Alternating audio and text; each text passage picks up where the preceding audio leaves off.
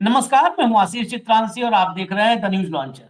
Mid मुद्दा with Ashok Wankhede. और बिहार के नतीजों के बाद जब भाजपा को ये लगने लगा था, मोदी और शाह को ये लगने लगा था कि बिहार के नतीजे विपक्ष को तोड़ देंगे, तमाम उन पत्रकारों को तोड़ देंगे जो आज भी लोकतंत्र और संविधान के लिए लगातार सरकार से सवाल पूछ रहे हैं, उन सामाजिक कार्यकर्ताओं को, सिविल सोसाइटी के लोगों को तोड़ देंगे जो सुप्रीम कोर्ट तक ट्रांसपेरेंट इलेक्शन के लिए लड़ाई लड़ रहे हैं। लेकिन लगता है बिहार जीतने के बाद भी मोदी और शाह का वो सपना अधूरा रह जाएगा, टूट जाएगा। क्योंकि नतीजे आने के बाद एक बार फिर विपक्ष ने आगे की तैयारियां शुरू कर दी हैं। सिविल सोसाइटी मुकदमों की संख्या सुप्रीम कोर्ट में और बढ़ाने के लिए पुरजोर कोशिश में है। हमने आपको दिखाया था, अभी हमने कार्यक्रम लगाया है। हैदराबाद से लेके बिहार, हरियाणा और महाराष्ट्र तक और ढेर सारे सबूतों के साथ सुप्रीम कोर्ट जाने की तैयारी है। अभी मैं बात नहीं कर रहा हूं नतीजे क्या होंगे, वो अभी आएगा चर्चा में कि नतीजे क्या होंगे, सुप्रीम कोर्ट जाके हासिल क्या होगा। लेकिन कुल मिलाकर के टूटा नहीं है कोई। और हम जो पत्रकारों की हमने बात की, हम तो नहीं टूटने वाले हैं। हमारा एक ही का हो सकता है अंजाम की जुबान ही बंद करवा दी जाए। ये नहीं हो सकता है, मतलब जुबान बंद करवाने का मतलब परमानेंट। ये टेम्परेरी कोई व्यवस्था नहीं है बंद करवाने की। तो ये बिल्कुल स्पष्ट है। तो ले आइए जरा भाऊ को, फिर हम आगे खबर शुरू करें। भाऊ को ला करके ही आज स्वागत है भाऊ। खबर यह है कि राहुल गांधी ने एकाएक 12 राज्यों के टॉप नेताओं को दिल्ली बुला लिया है और इंदिरा भवन में एक बड़ी बैठक की तैयारी है, जिसमें आगे की रणनीति पर चर्चा होगी और खासकर ऑन गोइंग एसआईआर। ये एसआईआर जानलेवा हो चुका है। ये एसआईआर किस कदर जानलेवा हो चुका है, कोई ऐसी सरकारी प्रक्रिया मुझे याद नहीं आती है जिस सरकारी प्रक्रिया के अंतर्गत, उसके दौरान कर्मचारी इतने दबाव में आने लगे कि वो अपनी जान देने लगे। ये मुझे तभी लगता है संभव होगा जब उसमें कुछ अनैतिक, अवैधानिक दबाव हो। नहीं तो सरकारी नौकरी करने वाला तनख्वाह पा रहा है, वो तो नौकरी तो रोज कर रहा है। एसआईआर में ऐसा क्या है कि केरल से लेके, एक राज्य नहीं, केरल, राजस्थान, पश्चिम बंगाल, अलग अलग राज्यों में जान देने पर अब उतारू हो गए हैं कर्मचारी, और साफ साफ लिख करके कि इस एसआईआर के दबाव की वजह से। आखिर ऐसा क्या उनसे करवाने की कोशिश हो रही, ये भी सवाल है।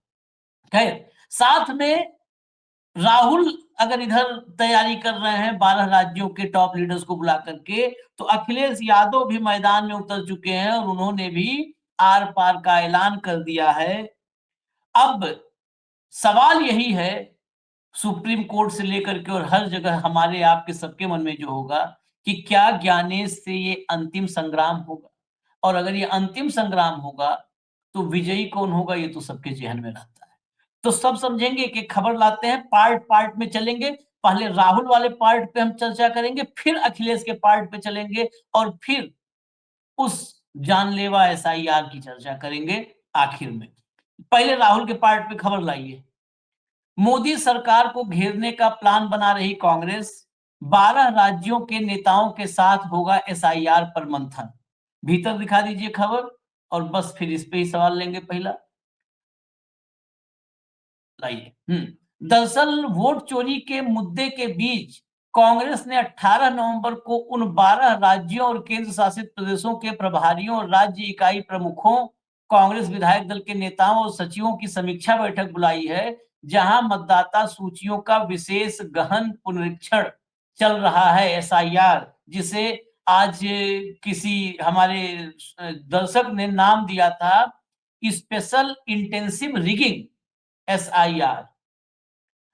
बिहार विधानसभा चुनाव के शुक्रवार को आए नतीजे में एनडीए को 202 सीटों पर जीत मिली है, जबकि कांग्रेस के घटक वाले महागठबंधन को 35 सीट से संतोष करना पड़ा है। नेक्स्ट नेक्स्ट आइए खबर।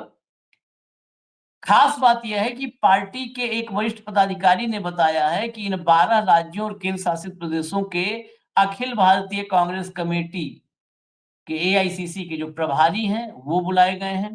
प्रदेश कांग्रेस कमेटी के प्रमुख मतलब प्रभारी, राज्य के अध्यक्ष, कांग्रेस विधायक दल सीएलपी के नेता और सचिव, इन सबको बुलाया गया है और ये बैठक कल ही है।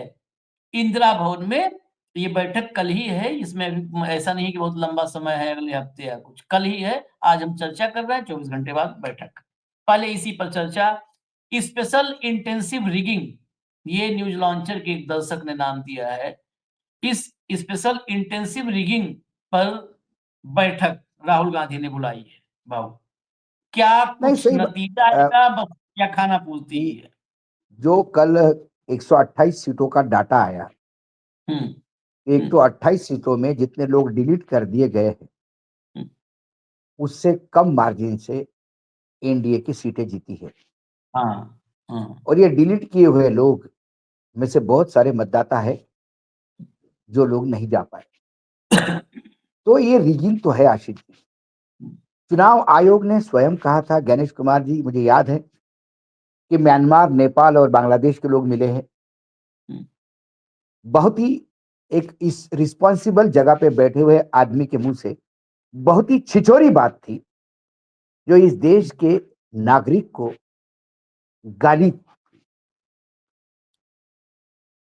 गाली मानता हूं मैं, क्योंकि आप किसी को भी बांग्लादेशी नहीं बोल सकते।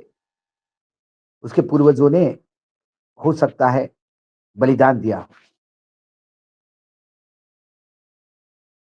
हर परिवार का आजादी की लड़ाई में हर परिवार का योगदान था। मैं मानता नहीं कि किसी का योगदान नहीं रहा। पूरा देश आजादी की लड़ाई लड़ रहा था और 1857 से यदि आप वहां से आजादी की पहली लड़ाई जिसे हम कहते हैं, उससे यदि आज तक देखा जाए तो शायद ही भारतवर्ष में कोई परिवार है जिसने नहीं दिया हो, योगदान नहीं दिया। तो ज्ञानेश कुमार को अधिकार किसने दिया कि किसी को वो विदेशों कह दे, भारत की नागरिकता खारिज कर दे? कौन है ये आदमी? उसके बाद हमारे देश के गृह मंत्री, जिनका जिम्मा है विदेशी नागरिक को ढूंढना, वो लगातार ये पूरे चुनाव में बोलते रहे कि एसआईआर की खिलाफत करके ये लोग घुसपैठियों के भरोसे चुनाव जीतना चाहते हैं। एसआईआर हुई, कितने घुसपैठिए निकाले गए? एक घुसपैठियों का नाम नहीं दे पाए।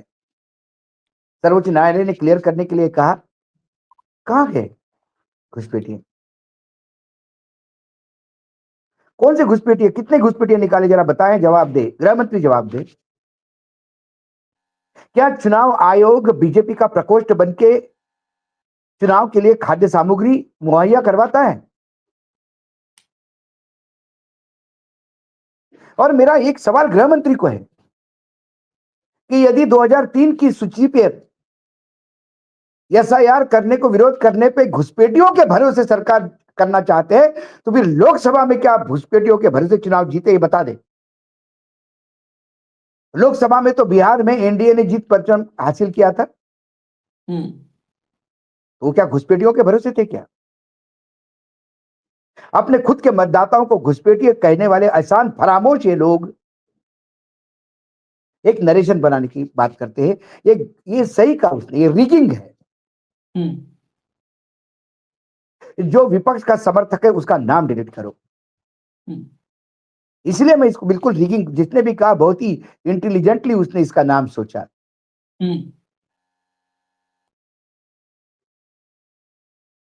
ये रिगिंग ही है।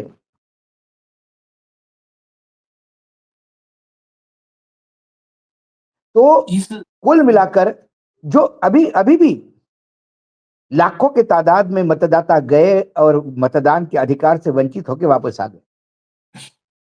मैं तो उन मतदाताओं को रिक्वेस्ट करता हूं कि वो अपने मतदान के अधिकार के लिए कोर्ट जाएं। क्यों नहीं? हमको मतदान का अधिकार देने का अधिकार हमसे किसने छीन लिया? आशीष जी, क्योंकि बहुत सारे लोग देखते हैं हमें, बहुत सारे लोग जानते हैं, बहुत सारा इतने साल से पत्रकारिता में है, 40 साल जीवन के दिए हैं, तो संपर्क पूरे देश में है। तो किसी ने एक बीएलओ से बात करवाई मेरी को, वो टीचर है। उसका कष्ट देखिए क्या है। उसने कहा तो एसआईआर तो एक बार हो गई, लेकिन हम जीवन भर के लिए समाज से उठ गए साहब। मैंने बोला कैसे? बोले लोगों ने डॉक्यूमेंट जमा किए, सब कुछ किया, हमने ऊपर भेज दिए, अब उनका नाम सूची में नहीं है, ये मैं कैसा बता सकता हूं? मैं तो एक कुरियर एजेंट हूं, मैंने यहां से ऊपर भेज दिया था सब करके। अब लोग हमारे गले पड़ गए हैं कि आपको डॉक्यूमेंट दिए थे, सब कुछ आपके अनुसार किया था, फिर भी हम मतदाता सूची में क्यों नहीं है? इसका जवाब मैं क्या दूं? गणेश कुमार तो जेल सिक्योरिटी में घूमते हैं, जैसे मानो विश्व के सारे क्रिमिनल इन्हीं को ढूंढ रहे हैं। मैंने अंडरवर्ल्ड के डॉन जितने भी है, मैं कई लोगों को जानता हूं आशीष जी, वो लोग सिक्योरिटी में घूमते हैं क्योंकि उनके कुकर्म बहुत होते हैं। तो इनके कम है क्या किसी डॉन से? मैंने यही तो कहा कि इनको सिक्योरिटी क्यों चाहिए? क्यों चाहिए सिक्योरिटी भाई? कौन समाज में आपका खिलाफ? यदि समाज के लिए अच्छा करोगे तो कौन समाज में आपके खिलाफ है?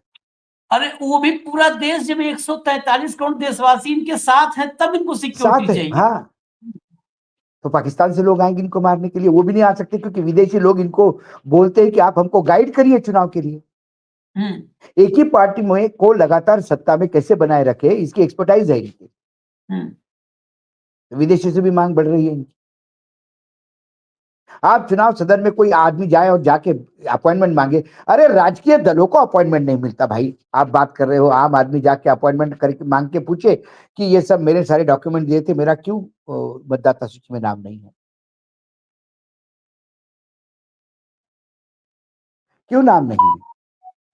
बीएलओ पे ढोल देते हैं। बोले बीएलओ आया होगा, उसने देखा होगा आपके घर में, आपके या किसी ने बोल दिया होगा। ये मेरे साथ हुआ ना केस। तो आप मुझे बताओ, जो बीएलओ है वो तो जूता खाएगा। यदि मेरा मुझे बीएलओ मिल गया तो मैं कॉलर पकड़ लूंगा उसका कि तुमने मेरा नाम कैसा हटाया, तू बता मुझे। कब आया था मेरे घर? किसने कहा? मेरे पड़ोसी ने, मेरे घर वालों ने कि मैं नहीं रहा? जरा बता दी मुझे। कोई शब्द नहीं किसी के पास। तो बीएलओ उस प्रेशर में भी है, सामाजिक बहिष्कार हो रहा है बीएलओ का। बेसिकली भाऊ, ये एसआईआर कर कौन रहा है? ये बीएलओ न कर रहा है ना बीएलए। बीएलए भी एक ढकोसला बना रखा गया है। ये एसआईआर सिर्फ और सिर्फ पन्ना प्रमुख कर रहे हैं। मैं ये बात जो अभी बोल रहा हूं, इस पर कोई अभी तक चर्चा नहीं हुई है, लेकिन इस बात को और डीपली जा करके लोग वेरीफाई करें। ये पन्ना प्रमुख कर रहे हैं, पन्ना प्रमुख दिख नहीं रहे कहीं भी, लेकिन एक पन्ना प्रमुख के पास 50 नाम होता है। एक पन्ना बस बस होता है बस। 50, 50 मतदाता, 50 की ही जिम्मेदारी, और वहीं का होता है, उसी गली का होता है, उसी रोक में उसका घर होता है। उसे पता होता है फलाने फलाने तो कतई नहीं देंगे वोट। बाकी को मान लिया 10,000 देके, 5,000 देके हम घुमा सकते हैं, लेकिन फला फला को 1 लाख भी दे देंगे तो ये नहीं देगा वो। ये ये मेरे मन का संदेह है, मेरे मन का सवाल है नहीं, कि ये जा यकीनन। रही है सूची वहां से, पन्ना प्रमुख के यहाँ से, और ऊपर। मैं सर्वोच्च न्यायालय को भी सवाल है। सर्वोच्च न्यायालय के जो होने वाले सर्वोच्च न्यायालय के मुख्य न्यायाधीश सूर्यकांत जी ने कहा था ना कि हमें भरोसा है, हमें विश्वास है कि चुनाव आयोग ठीक काम करेगी। अब जिन लोगों के नाम भारतीय नागरिक होते हुए भी निकाले गए, नहीं एनरोल हो पाए, एसआईआर के बाद भी, कौन सा एसआईआर जो चुनाव आयोग कहता है, वो एसआईआर के बाद भी उन्होंने वो एसआईआर किया जिसको न्यायालय भी मानने को तैयार नहीं है। दुर्भाग्य इस देश का, जो रिगिंग है।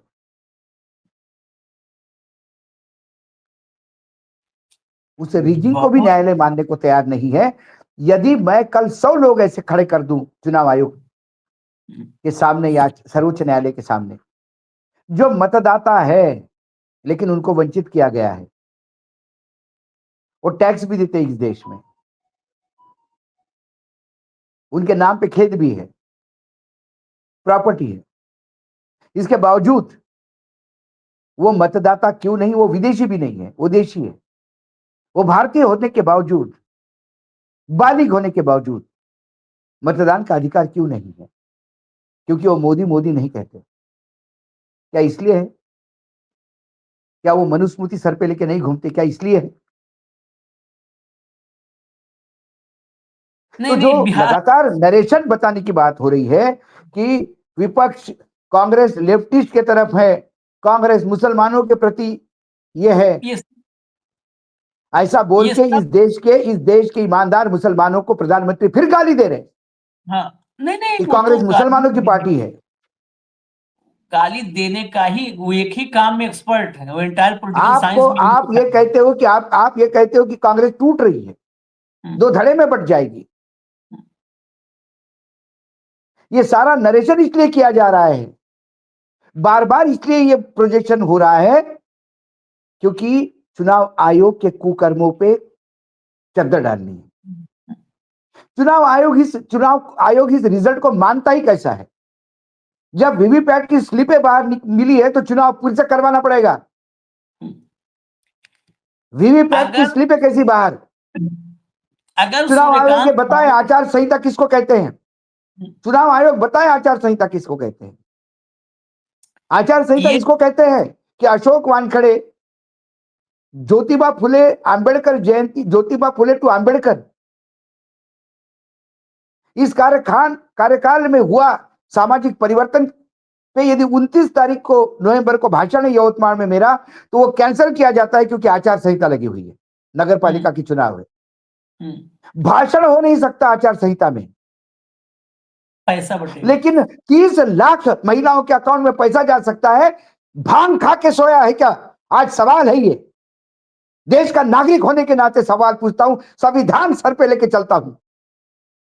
ज्ञानेश कुमार के कुकर्म नहीं तो क्या है? वो जो सवाल उठे उसके जवाब क्या है ज्ञानेश कुमार ने? क्या नोटिस इशू किया गवर्नमेंट को? चलते चुनाव में 30 लाख महिलाओं के अकाउंट में 10-10 हजार रुपए कैसे गए? नोटिस नहीं जारी किया, बंद करके बैठा है। नोटिस नहीं जारी किया, उसको जस्टिफाई किया, कहा कि कोई दिक्कत नहीं, इसमें जो कुछ हुआ ठीक हो रहा है, कोई दिक्कत नहीं है। यदि उन पे कोई दिक्कत नहीं है तो मेरे भाषण पे क्या दिक्कत हो सकती है? मैं तो ज्योतिबा फुले और अंबेडकर को बोल रहा हूं। नहीं, ये कैसे? ज्योतिबा फुले और अंबेडकर को ही तो भुलवा देना इस देश को, कि नाम भी ना कोई कल्पना में सोच पाए ज्योतिबा फुले और अंबेडकर का। कैसे आप बोलेंगे? यही चुनाव आयोग है राजस्थान में। चुनाव आयोग, मैंने यही तो कहा, चुनाव आयोग को यदि अपने हिसाब से मैंने तो कहा आपको, ईमानदारी चुनाव आयोग अपने हिसाब, बेईमानी को ईमानदारी, ये चुनाव आयोग के नया व्याख्या है। लाठीचार्ज को शांतिप्रिय रूप से बोलना ये चुनाव आयोग का नया शगुफा है। नए शब्द गढ़ रहे हैं चुनाव आयोग, अर्थ नए बनाए हैं। जहां लाठीचार्ज होता है वहां शांतिप्रिय होता है। जहां भयानक धांधली होगी उसको सुरुचि बोलते हैं, सुरुचि रूप से, सुचारू रूप से। ये नया शब्द है, इसके अर्थ बदल, अब ये नई डिक्शनरी लिखे जा रही है। ज्ञानेश कुमार साहित्य की भी हो सकता है, प्रगाढ़ पंडित हो, कुछ नहीं, ये सब अब वो शब्द वही कहेंगे तो कहेंगे मानहानि हो गया, फ्रॉड को आप वो मत कहिए। देखिए आशीष भाई, ऐसे मानहानि के लिए 10 बार जेल जाने को तैयार हूं। हाँ, फ्रॉड। अब इससे बड़ा उदाहरण क्या? सूर्यकांत को जिसका कोई मान ना हो, यदि मेरे अपमानित करने से कोर्ट मुझे सजा देके उसको मान स्थापित करता है तो मैं अपने आप को बड़ा ही मानूंगा। नहीं, मैं एक उदाहरण बस दे रहा हूं, फिर हम अखिलेश पे आएंगे।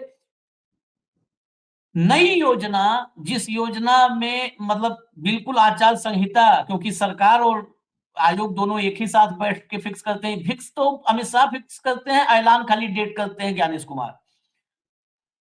चुनाव डिक्लेयर होने से पहले, आचार संहिता लगने से पहले एक योजना घोषित होती है, और चुनाव के दौरान पैसे बढ़ते हैं। चुनाव कहते नहीं ऑन गोइंग योजना है, नहीं कोई दिक्कत नहीं है।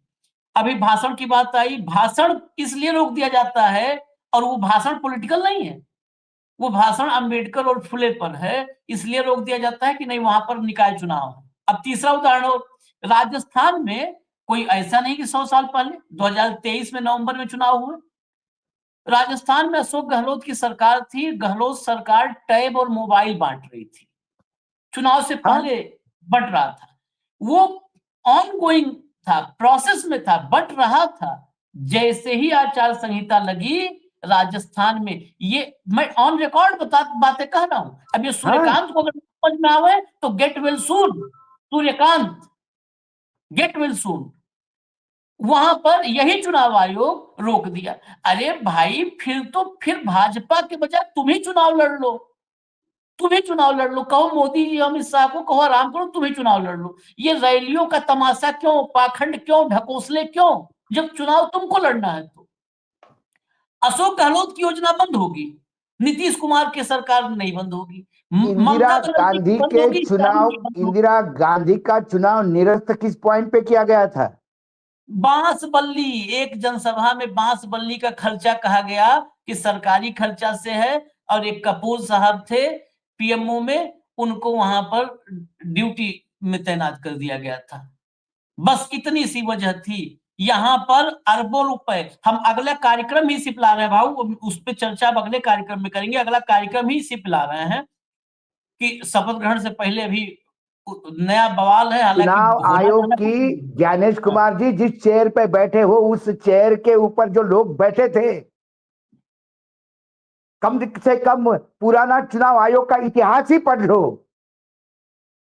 मात्र सत्ताधीशों के दरबार में जी हुजूरी करने से आप वहां नहीं कहलाएंगे। जिस चेयर पे बैठे हैं, यदि हम पत्रकारिता पे बैठे हैं, पत्रकारिता में बैठे हैं, तो पराड़कर से लेके तमाम, महात्मा गांधी से लेके, तिलक से लेके अरुण शोरी तक का इतिहास पढ़ते हैं, शर्म आती है। जब भी कहीं गलती भी होती तो शर्म आती है हमको कि हम किसकी फील्ड में है, किस काम में है हम। और आपको मन की नहीं, जन की नहीं, किसकी तो थोड़ी सी लगती होगी कि किस कुर्सी पे बैठे हैं। या इंदिरा गांधी जैसे सशक्त नेता को भी चुनाव आयोग ने नकेल डाली थी। कुछ नहीं, वहां यहां सब आप सरकार के दरबार में घुंघरू बांध के नृत्य करते हैं वो सब दौर और अलग था। जस्टिफाई करते हैं कि 30 लाख महिलाओं को जो पैसा चुनाव के बीच में गया, वो जस्टिफाई करते हैं आप। कुरैशी साहब पूर्व मुख्य चुनाव आयुक्त हैं, अभी कल ही उन्होंने कहा है एक पॉडकास्ट में कि जरा ज्ञानेश कुमार हम ही को ले चलें, जो बता रहे हैं कि एड्रेस और नंबर 00 ऐसे होता है। तो मैं भी रहा हूं, और मैं उनसे ज्यादा वक्त मैंने दिया है इसको, आयोग को, तो मुझे एक बार वेरीफाई करवा दें। खैर, अखिलेश वाली खबर लाइए। अखिलेश, ये तो 12 राज्य को लेकर तैयारी करेंगे। अखिलेश ने कहा बिहार में एनडीए की जीत पचा नहीं पा रहा, चुनाव आयोग पर आरोप लगाए।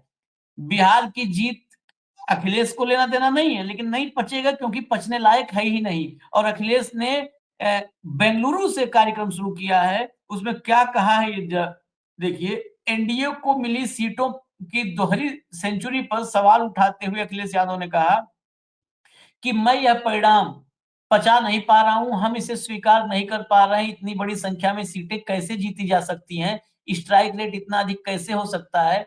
सपा नेता ने अन्य राजनीतिक दलों को बीजेपी से सीखने की सलाह दी। उन्होंने कहा दूसरी पार्टियों को बीजेपी से यह सीखना चाहिए कि एक विशिष्ट संख्या में सीटों पर चुनाव कैसे लड़ा जाता है। उन्होंने आगे कहा कि हम बीजेपी से जो सीखेंगे उसे हम पलटकर लागू करेंगे। खैर, वो सीखेंगे लागू करेंगे, वो तो बहुत मतलब आश्चर्य की बात लग रही है। कोशिश कर रहे हैं, चलिए ठीक है, लेकिन नहीं, सीख करके आपको भी वो हो ज्ञान सकता है, चाहिए ना। आशीष जी, हो सकता है वो व्यंग्यात्मक कह रहे होंगे कि हम आपसे सीख रहे हैं कैसे डबल सेंचुरी मारना है। कल केंद्र में कई गलती से सत्ता में आ गए तो वो भी एक नया ज्ञानेश कुमार खड़ा कर देंगे। हाँ, उस हाँ पे बीजेपी फिर 10 का आंकड़ा पार करके दिखाए। ये चुनाव हाँ ऐसा ही लड़ना है तो ये कोई रॉकेट साइंस थोड़ी है आशीष जी।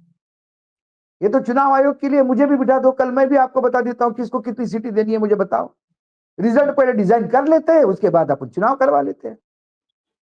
अभी अभी नहीं, अभी देखिए कुछ एग्जांपल्स भी दिखा देते हैं। जरा लाइए भैया, अगली खबर दिखाइए जरा, फटाफट लाइए।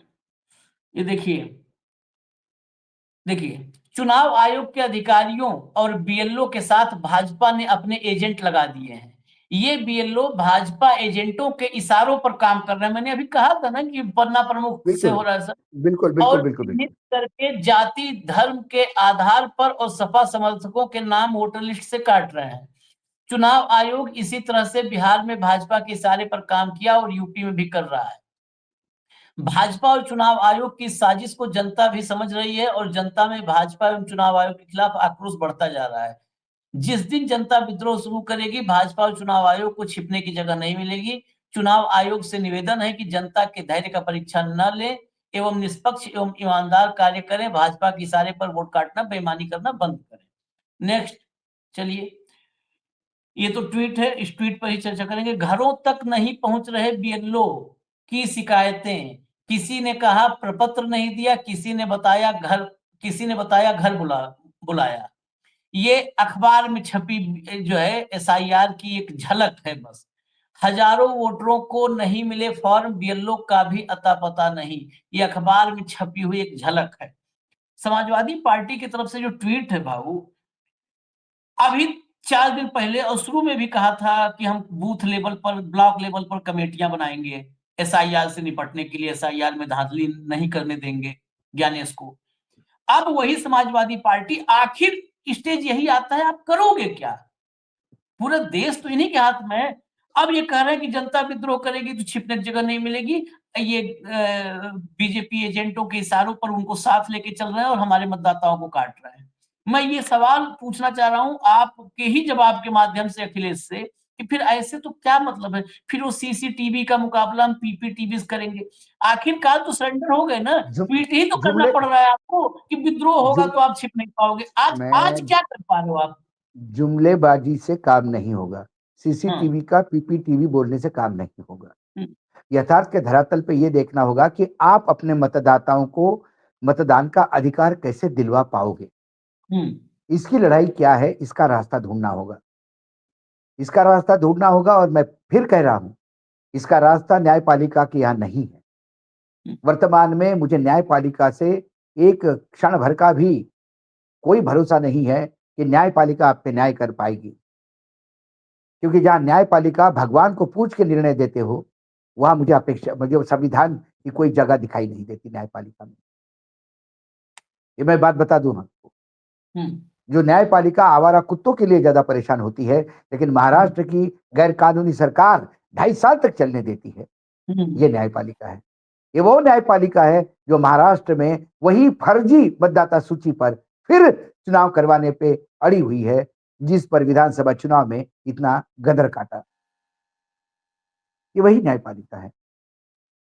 तो न्यायपालिका के क्या कहने, चुनाव आयोग को क्या कहने। मैंने कहा ना, आप विपक्ष से नहीं लड़ रहे हैं, आप भाजपा से नहीं लड़ रहे हैं, आप संविधान को नष्ट करने वाले रावण के खिलाफ लड़ाई लड़ रहे हैं। और रावण के 10 मुंह हैं, उसमें सरकारी एजेंसियां हैं, चुनाव आयोग है, सत्ता पक्ष है, उसमें तथाकथित अपने आप को हिंदू के ध्वजवाहक कहने वाले तमाम है, भगवाधारी हैं। ये धर्म के नाम पे संविधान को कैसा नष्ट करे, इसके लिए प्रयासरत है। और ये इसकी परिणति ये है कि पिछले कुंभ में, महाकुंभ में, बाकायदा धर्म सांसद ने एक धर्म संविधान भी दिया, जो एक मनुस्मृति का ही प्रारूप है। तो आप जब इनसे लड़ रहे हैं तो आपको वो देखना है कि आप अपनी लड़ाई किस एंगल से लड़ते हैं। मतदाता सूची बनाना ये सबसे बड़ा अहम रोल है। ज्ञानेश कुमार ने एक नया रास्ता दिखा दिया सत्ता पक्ष को कि मतदाता सूची में ही मैं आपकी व्यवस्था करता हूं कि जहां आप 100-150 सीटें जीत जाएंगे, बाद में बाकी हिसाब आप कर लेना। बाकी बचा हुआ कुछ आपको लगा चुनाव के बाद भी, तो फिर रात को स्ट्रांग रूम खोल के मशीनें बदल देंगे। हाँ, सेवा में हाजिर है। जो सेवा में हाजिर है, और कोई प्रोटेस्ट करेगा तो लाठीचार्ज करवा देंगे। लेकिन एक पता नहीं और मुझे लगता है, जब मैं कई बार जब बाहर जाते तो लोग कहते कि चुनाव आयोग को किसी का तो डर होगा। मैंने, किसका डर है चुनाव आयोग को? चुनाव आयोग को सिर्फ संविधान का डर होता है, और संविधान का कस्टोडियन संविधान लागू करवाता है। हमारे देश में संविधान का कस्टोडियन सर्वोच्च न्यायालय है। यदि सर्वोच्च न्यायालय भी चुनाव आयोग के साथ बात करने लगा या उसी की बात करने लगा, तो फिर उसके बाद बाकी कई जगह से कोई भी मानना गलत है। उस दिन रात को और ट्रक घुसा, 5 घंटे ट्रक क्या कर रहा था अंदर? 5 घंटों बाद आप खाली डब्बे दिखा के लोगों को खुश करवाने का प्रयास कर रहे हैं कि खाली डब्बे थे। तो रात को मतलब शाम को 7:30 पे खाली डब्बे का ट्रक क्या कर रहा था? क्या कर रहा था ट्रक वो वहां पे? ड्राइवर क्यों भगाए गए थे? जब ट्रक अंदर आया तब क्यों नहीं दिखाई दिया? 5 घंटे के बाद क्यों? और जिन लोगों ने, जिन उम्मीदवारों ने ये शंका जाहिर की, उन पर लाठीचार्ज क्यों हुआ? कई सवाल हैं। क्यों डबल इंजन की सरकार की ही पुलिस वहां होती है, जबकि दोनों जगह झारखंड और बंगाल सटे हुए बिहार को ये कई सवाल है जो चुनाव आयोग को जिसका जवाब देना होगा। नहीं देगी, नहीं देगी क्योंकि जवाब। जब आपको एक एक एक एक आपको एक नतीजा पहले से डिजाइंड निर्णय है, उसको जस्टिफाई करने के लिए आपको कई कुकर्म करने पड़ते हैं। उसकी एक पूरी एक चेन है और उस चेन का ये हिस्से है सारे। एसआईआर पहला है, करिए आप एसआईआर में। जब जितने चाहे एक दिन में आप 5 लाख मतदाता भी बढ़ा सकता है। कौन पूछेगा चुनाव आयोग को? बोले हाँ हमने कर दिया, हाँ हो गए, क्या हो गए? कर सकते हैं, कर दिए हैं। कौन नहीं, सवाल पूछेगा? अब कोई अगर पूछे कि चुनाव आयोग डरता क्यों नहीं, तो दो बात और जोड़िएगा भाव ये सबके साथ, कि इसलिए भी कि मोदी जी की वजह से नहीं वो सुरक्षित महसूस करते। मोदी जी ने कानून बना करके उनको आश्वस्त किया कि आप सुरक्षित हो, आप पर केस नहीं मुझे चलेगा। ताज्जुब उसके लगता है, बाद इस देश के राष्ट्रपति, जो सबसे बड़ा पोस्ट है, इससे ऊपर कोई नहीं राष्ट्रपति के ऊपर, राष्ट्रपति भी रिटायरमेंट के बाद कानून के वही कह व्यवस्था के रहा अंदर कि आते हैं, इतना लेकिन नहीं, नहीं चुनाव केवल एक पॉइंट आयोग उनसे नहीं, भी ऊपर हो गया। एक पॉइंट नहीं कि एक तो वो मोदी नहीं, मोदी ने जो सिक्योरिटी दी, उनको सुरक्षा दी कोर्ट से, उसकी वजह से। दूसरा, जब तक ऑफिस में है तब तक, मतलब जब तक पद पे है तब तक जेड सिक्योरिटी दे दी कि कहीं कोई जाएंगे तो कोई गिरेबान नहीं नहीं, पकड़ेगा। दो अरे बातें। बाबा आशीष जी, ज्ञानेश कुमार को इसके बाद भी जेल सिक्योरिटी होगी, लिख लीजिए आप। नहीं नहीं नहीं भाऊ, आप फिर तीसरा पॉइंट जो कहना वहां पर गलत पकड़े। आप कहां पर राजीव कुमार है? ज्ञानेश कुमार जहां राजीव कुमार है उससे सुरक्षित जगह चला जाएगा। हाँ क्या चला जेट जाए, सिक्योरिटी की जरूरत? सही बात। राजीव कुमार किसी ने देखा? अगर कभी आपका दर्शन हुआ हो तो बताइए। दर्शन होगा तो आप परमानेंट फूल लेके चलिए, तत्काल चढ़ाई दीजिए चरणों में। आप बाहर जाते हो तो हो सकता है कभी सौभाग्य आपका हो, और तो हमारा नहीं हो सकता, लेकिन नहीं, आप रेगुलर कहाँ जाते बाहर, आते। अभी कहाँ बाहर जाएंगे आशीष जी?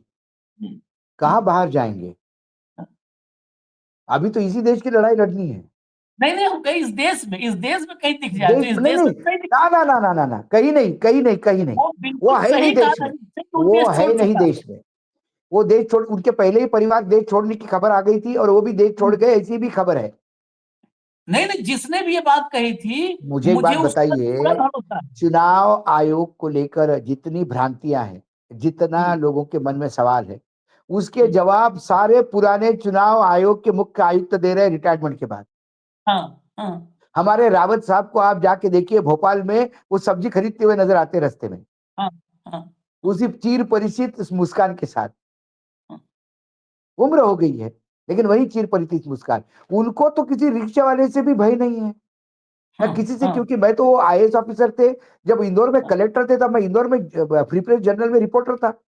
हाँ मैं तब से जानता हूं उनको। इतना ईमानदार आदमी और इतना टू द रूल चलने वाला आदमी। बाद में वो डीपीआर रहे, डायरेक्टर पब्लिक रिलेशंस भी रहे। तो उनका तो बहुत अच्छी तरह से मैं जानता हूं उन्हें। वो आज भी उनको कहो तो बोले कि चलो हाँ बोलिए अशोक क्या है। अच्छा अच्छा, वो तुरंत बात करेंगे, उनको किसी बात का डर भी नहीं है। हम्म, वो देश में है। ऐसा कौन सा चुन, ये दो राजीव कुमार छोड़ दिया और ये छोड़ दिया, मतलब राजीव कुमार ही बाकी यहाँ देश से दिख नहीं रहे हैं, बाकी तो सब दिख हाँ रहे हैं। सब दिख रहे हैं। आप लवासा को खोजिए, आप कुरैशी हाँ, खोजिए, रोज दिन भर में 4 जगह पे आप जाइए, बुलाइए, जाते हैं। हो सकता है भाई ज्ञानेश कुमार राष्ट्रपति भी बन जाए देश के, कुछ नहीं बता सकते। तो ऐसे आदमी ये चाहिए। ये सब, हालांकि इनकी तो बिटिया भी नोएडा नोएडा में SIR इन्हीं की बिटिया करवा रही है, DM। हाँ, जितने भी देखिए, बिटिया हो गई, दामाद हो गए जो जम्मू कश्मीर में है। मैं बच्चों को भी इतना नहीं मानता, हो सकता है उनके भी मन में कई बार कलेश आता होगा कि ये इतना गलत नहीं करना चाहिए। नहीं नहीं, अगर ऐसा आता तो नोएडा में, उत्तर प्रदेश में योगी के सरकार में नोएडा में DM ही नहीं बनती, अगर ऐसा तो होता। देखिए देखिए, ये तो पोस्टिंग कैसी होती है, क्या होती है, आप भी जानते हैं, हम भी। हमारे बाल सफेद हो गए आशीष जी, अब वो दिखते नहीं कैमरे पे, नहीं तो बाल हमने कोई काला वाला तो करते नहीं, लेकिन कई बाल तो सफेद हो ही गए। हम सब जानते हैं पोस्टिंग कैसी होती है, अनु ऊपर से कैसा अनुग्रह होता है, और कम से कम 2014 के बाद तो सारा चीज ही सबको समझ में आता है कि कैसा, मतलब पोस्टिंग भी डिजाइंड होती है। सब डिजाइन है, परिवारवाद आप कहते हो, राजनीति में जो ब्यूरोक्रेसी में और न्यायपालिका में परिवारवाद है, तो उस पर तो बातें मत करें तो ज्यादा अच्छा है। खैर, चलते चलते जरा मैं एक एक कमेंट लूंगा, अगली खबर लाइए। ये खबर और इंपॉर्टेंट है, इस पर अगर होश हो थोड़ा बहुत भी तो जरूर ध्यान रखें Gyanesh. Voter list revision Kerala और राजस्थान में BLO ने अपनी जान दे दी, परिवार बोले काम का दबाव था, 12 राज्यों में अब तक 49 करोड़ फॉर्म बटे, बस और कुछ नहीं, बस इतने दिखाइए। देखिए एक फाइनल कमेंट कि ये क्या आशीष चल जी, रहा है, इस पर भी एक PC कर ले। आशीष जी क्या है, हम तो बहुत छोटे थे जब आपातकाल था, लेकिन ये जो नसबंदी के कार्यक्रम चले और इतना ज्यादा प्रेशर था नसबंदी के केसेस लाने के लिए कि टीचर अपना क्लास छोड़ छोड़ के गांव गांव घूमते थे नसबंदी करवाने के लिए। जो टीचर जाते थे तो गांव के लोग भाग जाते थे, मतलब डर इतना था कि भैया ये नसबंदी का ले जबरदस्ती नहीं ले जाए, कि बहला फुसला के नहीं ले जाए। कई टीचर ऐसे थे कि जो अपने सैलरी से कुछ पैसा दे देते थे कि भाई भाई सरकार इतना दे रही है, कुछ मैं दे रही हूँ, नसबंदी करवा दो। लेकिन तब भी लोगों ने अपने जीवन समाप्त नहीं किए, इतने प्रेशर के बावजूद। आप पूरा आपातकाल का पीरियड उठा दीजिए और मुझे बताइए कितनी आपातकाल में लोगों ने अपनी जीवन खुद समाप्त किया, ऐसे कितने केसेस हैं। लेकिन SIR में केस में आपको यही बोल रहा हूँ, SIR का प्रॉब्लम क्या है, ये मात्र ऊपर का प्रेशर नहीं है काम का। हमारे देश में तो लोग हमाल है काम करने के लिए, काम करने में कोई प्रॉब्लम थोड़ी है उनको। सवाल है प्रेशर का, गलत काम करवाने का। तमिलनाडु में जो है उसको पता है कि मैं ऊपर के कहने पे गलत काम करूंगा, और उसके बाद जब ये फाइनल सूची आएगी उस दिन मैं इन लोगों को फेस कैसा करूंगा, ये लोग पीटेंगे मुझे, कूटेंगे।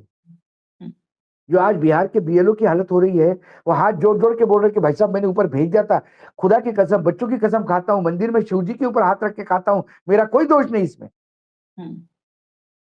वो प्रताड़ना का डर है। मतदाता सूची या जनगणना के लिए कभी भी किसी ने अपने जीवन समाप्त नहीं किया। जो जीवन समाप्त करने की जो सीरीज चल रही है वो इसलिए चल रही है कि जब आपसे कुकर्म करवाया जाता है तो उसको ये नहीं समझ में आता है कि जब पकड़ा जाएगा तो ये हमारे साथ खड़े नहीं होंगे, बहुत और बार ऐसा सामाजिक बहिष्कार हो जाएगा हमारा। गांव में एक पूरा मोहल्ला खड़ा हो जाएगा कि हमारा आपने पूरा वोटर लिस्ट के साथ निकाल दिया। नहीं चाहते हुए भी किसी एक राजनीति के साथ हम ब्लेंड हो जाएंगे, ब्रांडेड हो जाएंगे। जो BLO है उनको आरोप लगा रहे हैं कि तुम तो बीजेपी के लिए ही काम कर रहे थे। तो उसको डर है कि भैया कल कल सरकार बदलेगी तो कैसा होगा। हालांकि अब सरकार बदलेगी नहीं किसी भी राज्य में, अब बाकी बची हुई राज्यों में जहां बीजेपी नहीं है वहां बीजेपी आएगी।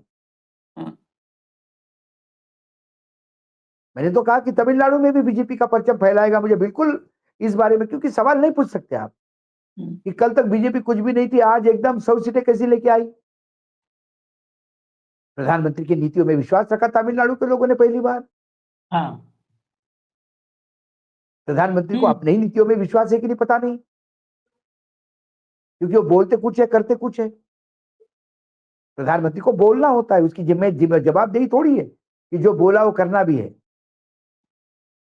वो बोल के आए थे 6,000 रुपए देंगे सोयाबीन को महाराष्ट्र में। अब वो सोयाबीन का किसान जो है महाराष्ट्र में, एवरेज जो है हमारे यहाँ 20 किसानों की है रोज की जीवन समाप्त करने की। उससे क्या फर्क पड़ता है प्रधानमंत्री जी को।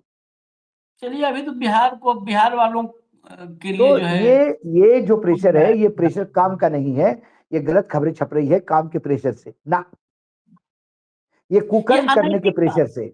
अनैतिक अनैतिक काम करने के प्रेशर में, अनैतिक काम करने के प्रेशर में लोग अपनी जान गंवा बैठे हैं। अनैतिक, बिल्कुल। चलिए खैर, इजाजत दीजिए, हम फिर आते हैं जब शपथ ग्रहण से पहले आखिर किस बात पर फिर एक नई जो है नया राग छिड़ गया है बिहार में, नई चर्चा, नया बवाल, उसको हम लेकर के आ रहे हैं। धन्यवाद भाऊ, बहुत बहुत धन्यवाद। नमस्कार। नमस्कार।